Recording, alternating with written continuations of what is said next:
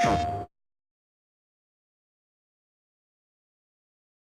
I'm John Garvin, the writer and director, and I'm here with... Sam Witwer. I play Deacon St. John in Days Gone. Yeah, and we're here to talk about the Alternate Path demo.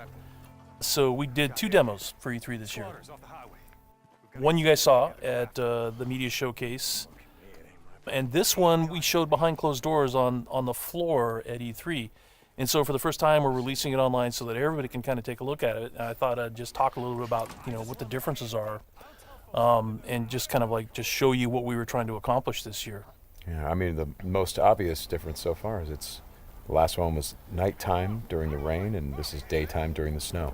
Yeah, and it's not just cosmetic. And I think that's one of the things we really wanted to emphasize, because this time we're showing sort of a day in the life of Deacon. You see he's on the drifter bike here.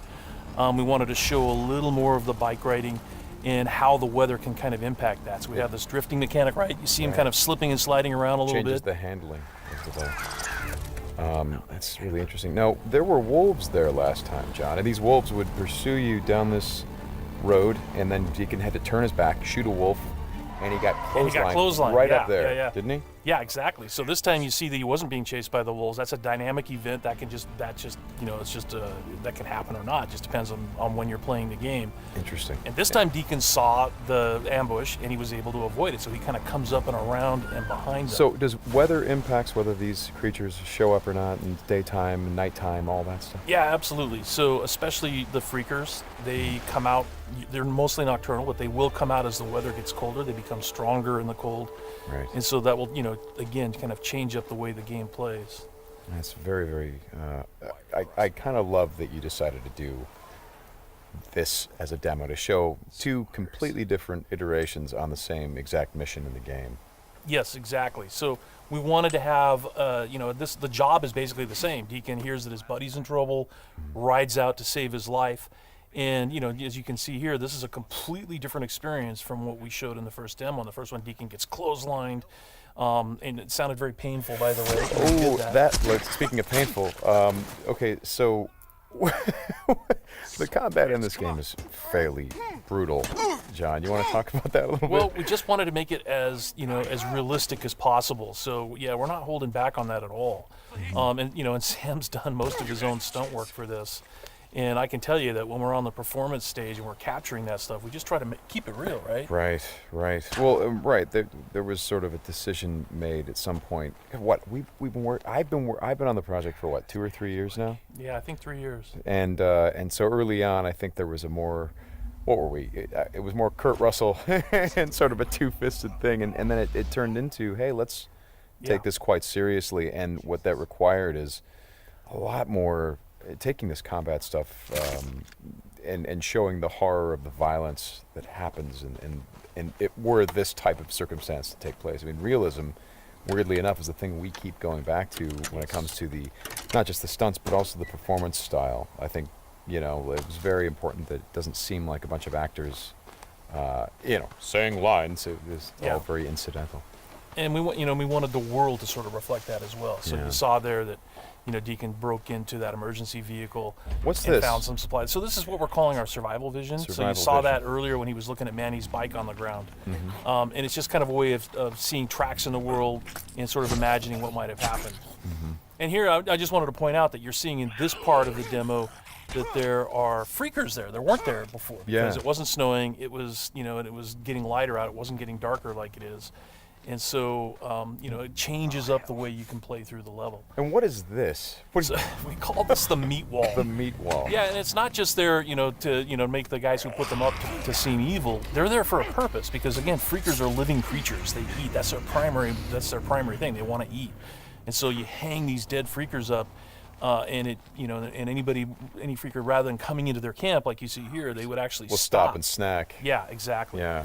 And then the same thing with this freaker that they've hung upside down. Mm-hmm. There's a bear trap underneath it, and they use that because a freaker will come, be attracted to the meat, and then hit that trap. Interesting. Another thing you just saw, by the way, is that tin can. The tin can trap that you that's an alarm that the Marauders will put up. And this is, again, some of the things that Marauder camps just do. And you find these Marauder camps throughout the world. You'll find traps like that, and then if you're careful and you're paying attention, you can avoid them. Because in the first demo, Deacon didn't avoid it, and he set off that alarm. Right. Now this is the same tactic that he used last time. Throws the rock to get someone to lure him over and have him step in the bear trap. But this one plays out a little bit differently than last time. One of the things that struck me, and we've talked about this obviously as we've shot, but there's an effort of the other Marauders to get this guy to shut up, and he won't. Yeah, and so in the first demo, Deacon's heading on down the trail, and you can hear that happening behind him. Right. And this time we're showing what happened. So, he's watching everybody react to this poor guy trapped in the in that bear trap, and she just is like, shut up, shut up, shut up, and then just loses it and shoots the guy.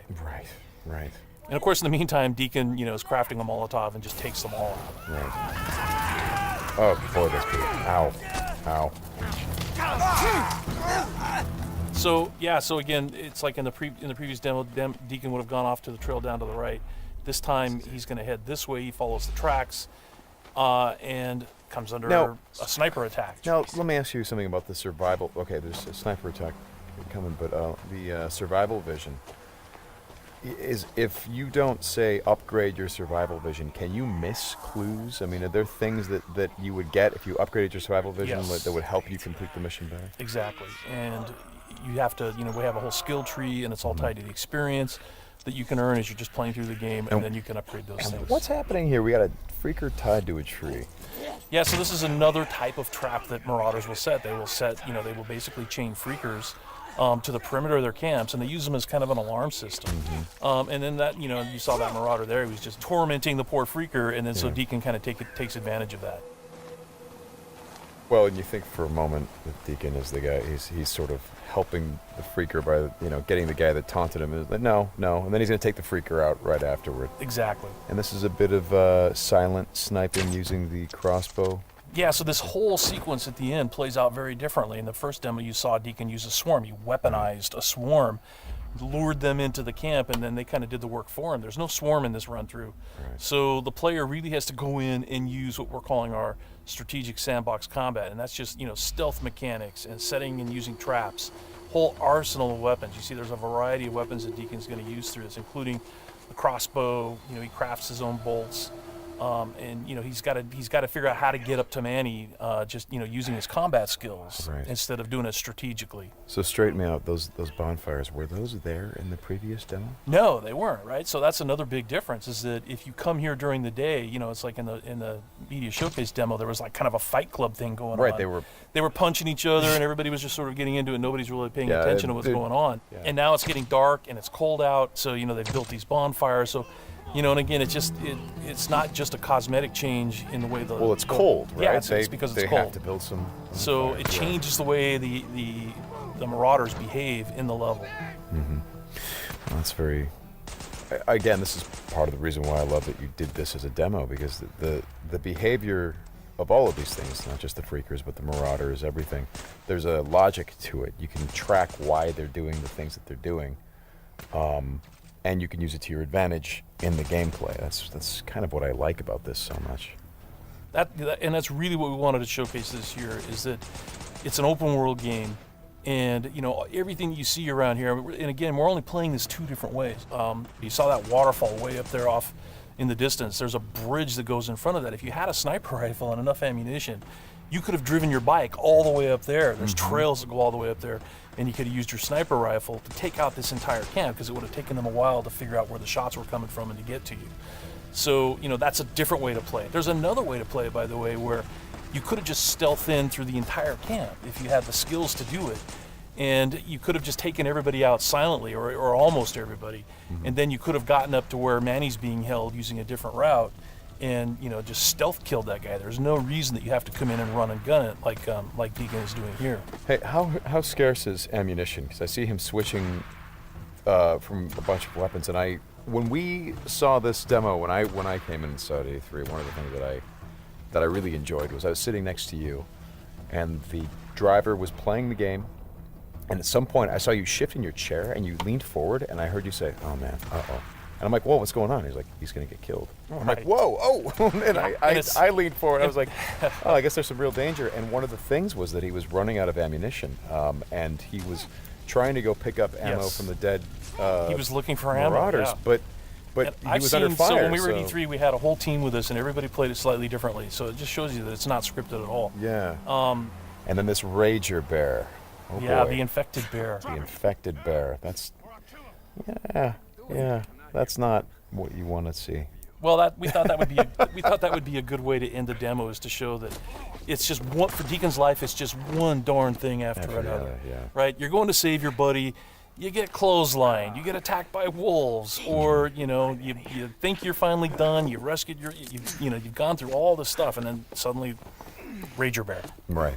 Well, as you said to me, it's not just about exploring an open world as it is the open world coming after you, the open world seeking you out, trying to... Yeah, exactly. That's our tagline. In Days Gone, you don't have to go seeking out trouble. The world comes for you. Trouble's looking for you. All right, Sam, thanks a lot. Thanks, John. It's been fun. And I hope you guys enjoy the demo, and we'll talk more about it soon.